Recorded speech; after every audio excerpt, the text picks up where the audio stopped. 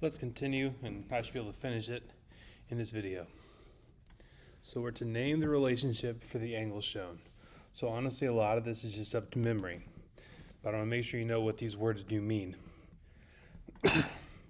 So A and B form a straight line right here. They together, B and A, form a straight line, and a straight line always adds up to 180 degrees. And the word that means two angles add up to 180 is supplementary. So that's why we say supplementary for those two. Okay, 54, these are vertical lines. So essentially, when you have two lines that cross each other, let's just say this is 1, 2, 3, and 4. There's really only two relationships that go on when two lines intersect. You have two vertical pairs, 1 and 3 are vertical, and you don't have to remember this for this test, but or the exam, but vertical lines are congruent to each other. 2 and 4 are also a vertical pair, because if you notice, they are across from each other. They actually don't share any lines. Like 2 is these two, 4 is these two.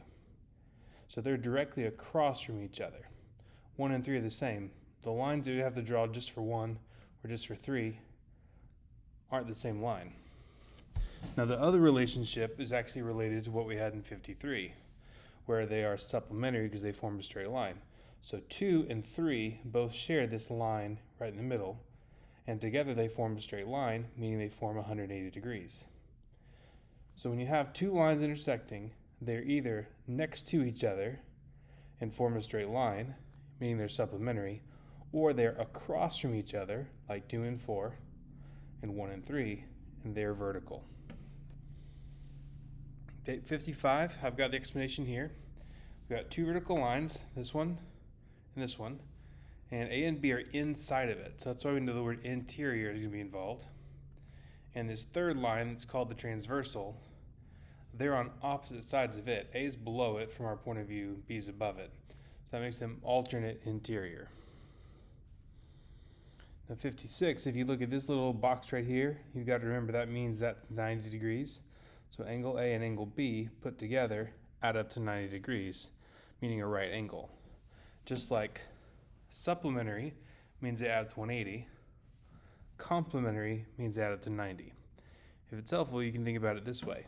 C comes before S in the alphabet, just like 90 comes before 180 in a number line. 57 is similar to 56. We see this little box saying that these two together add up to 90 degrees. So we just do 90 minus the one they gave us, and that tells us what the other one is equal to, C, 43. 58 is the same. We know these two add up to 90. So we do 90 minus the one they gave us, 26. That gives us answer D, 64 degrees.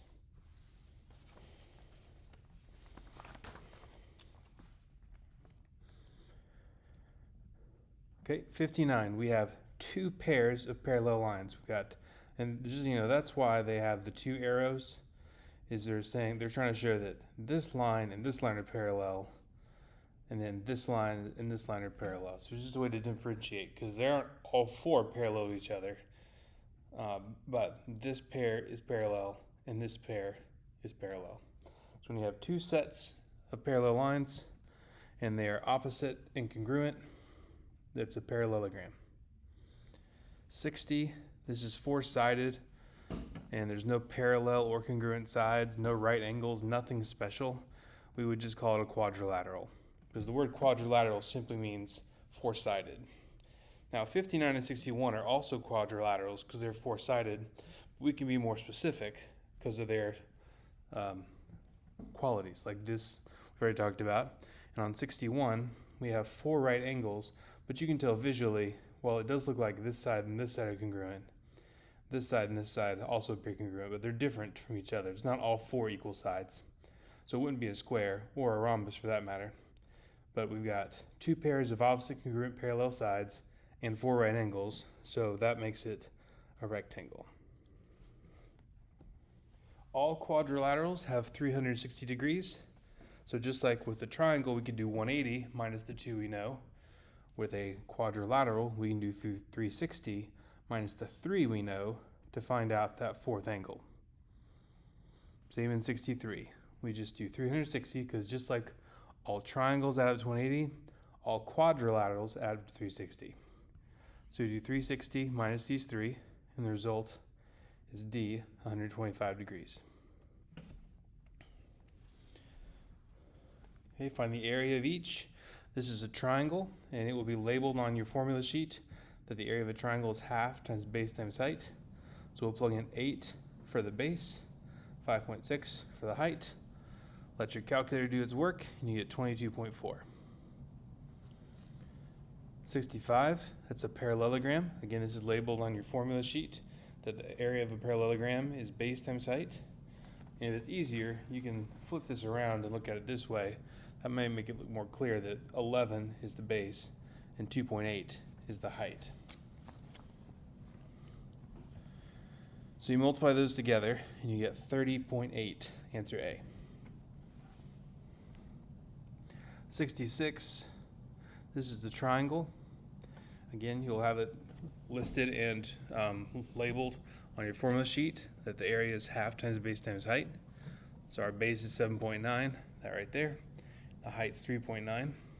We multiply those together and get D, 15.405. I know I'm going kind of quickly. If you need to pause, feel free to, and you can work it out on your own. But I think most of this you guys just need to know where do things go and what formula do we use. So that's what I'm focusing on. Everyone's favorite shape, the trapezoid. So trapezoid has one pair of parallel sides, but not the other. So that's why this is not a parallelogram, because a parallelogram has a pair, no, I shouldn't say that, has two pair of parallel sides, whereas a trapezoid has only one pair of parallel sides. This is the formula you can find on the formula sheet. Our height is 9.2. Our two bases are 3 and 10, and it doesn't matter which one you call which, as long as you just put them both in there, because 10 plus 3 and 3 plus 10 are both 13. So make sure you do the addition first, then multiply by these other numbers, and then you get 59.8. Area of a circle is A equals pi r squared. The big trick with circular stuff is making sure you have the radius, not the diameter. So on 68 they gave us the diameter, but all I have to do is cut that in half to get the radius. So half of 24 is 12, so it's 12 we plug in for the radius. On 69, they already gave us the radius, so it's just a matter of plugging it in to that equation. Pi times 6.9 squared. That'll give us D, 149.6. Okay, circumference, I want to show you on this. It's this line right here, circumference formulas. I give you two of them because our book did. If they give you a radius, then just use the one that has R in it. If they give you a diameter, use the one that has D in it. So they both work equally well. You just got to make sure you have what you need. Now both of the ones I gave you on 70 and 71, sorry if I wasn't scrolled up earlier, they're both the radius. So for both of them we'll use C equals 2 pi r. So we'll do 2 pi times 4 for 70 and get 25.1. We'll get 2 pi times 2.1 for 71 and get C, 13.2.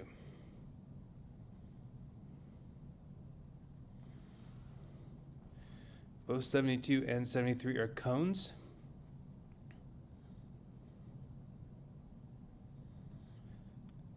This isn't the right word for them, but it helps you think. A cone is basically a pyramid with a circular base, because it comes up to a point, just like a pyramid, but its base is a circle. And we don't, for whatever reason, the people deciding all these names never said circular pyramid, but it is a pyramid in the sense that it comes up at a point, and its base is a circle. So that is a cone when it's in that case. 74 is a cylinder. It's got a circle on each side and goes in between. If it's easier to look at it this way to think of it as a cylinder, you can. And if it looks like a 3D ball, it's a sphere. The globe is also a sphere.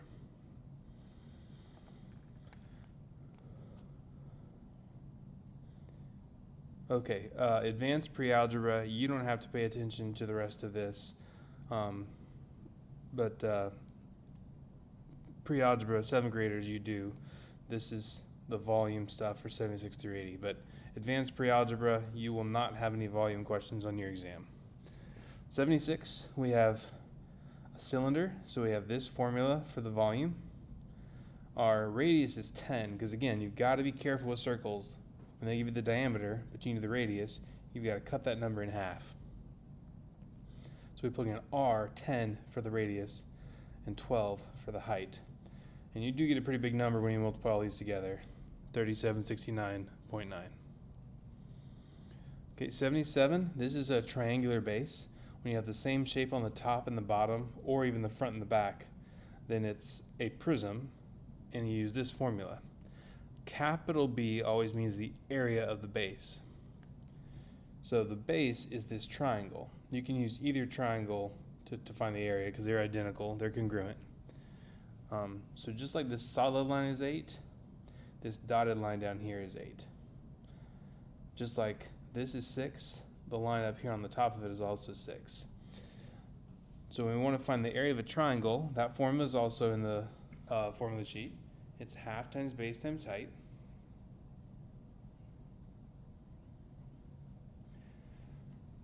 And the base would be 6 for the triangle. So I'm viewing the triangle kind of this way. I'm saying, okay, it doesn't matter whether you're thinking about the top one or the bottom one. The base is basically 6, and the height is 8. And the 10 is something we don't need, and they're just being cruel including it. I know, right? So we do half times 6 times 8 for the base of the triangle and the height of the triangle. And then this 4 is the height of the prism. That's how that's good. How far apart the two triangles are. They're 4 feet apart. So that's the height of the prism. Multiply all that together, you get 96.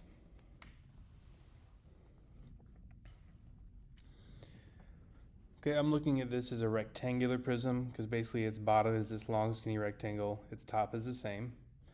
So the area for a rectangle is length times width. So I do 3 times 9 or 9 times 3, whichever way. And then the height of the pyramid is 3 because that's how far apart the two rectangles are.